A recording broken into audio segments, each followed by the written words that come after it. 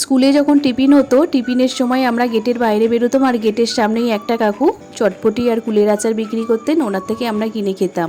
সেই স্বাদ এখনও মুখে লেগে আছে। চটপটিটা বানানোর জন্য একটা বাটি নিয়ে নিলাম, বাটির মধ্যে 1 কাপ সেদ্ধ ছোলা নিয়ে নিলাম আর 1 কাপ কাঁচা ছোলা নিয়ে নিলাম। আলু সিদ্ধ নিয়ে নেব, আলুটা সিদ্ধ করে ছোট ছোট করে কেটে নিয়েছি। শসা কুচি নিয়ে নিলাম, গাজর কুচি নিয়ে নিলাম, পেঁয়াজ কুচো দিয়ে দেব, কাঁচা লঙ্কা কুচি নিয়ে নিলাম, ঝালটা আপনাদের স্বাদ অনুযায়ী দেবেন। ধনেপাতা কুচি নিয়ে নিলাম, সামান্য একটু আদা কুচো নিয়ে নিলাম, বিট নুন দিয়ে দেবো 1 চামচ, তেঁতুল গুলা জল দিয়ে দেব, শুকনো খোলায় ভেজে নেওয়া ধনে জিরে আর শুকনো লঙ্কা একসাথে ভেজে গুঁড়ো করে নিয়েছিলাম, দিয়ে দেব 1.5 চামচ।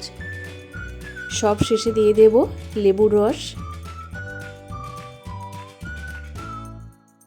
এবার এগুলো খুব ভালো করে মিশিয়ে নেব।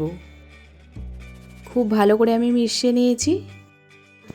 খেতে কিন্তু দারুণ হয়েছে, একদম সেই স্বাদ। আপনারা এটা বানান, খান, আশা করি ভালো লাগবে।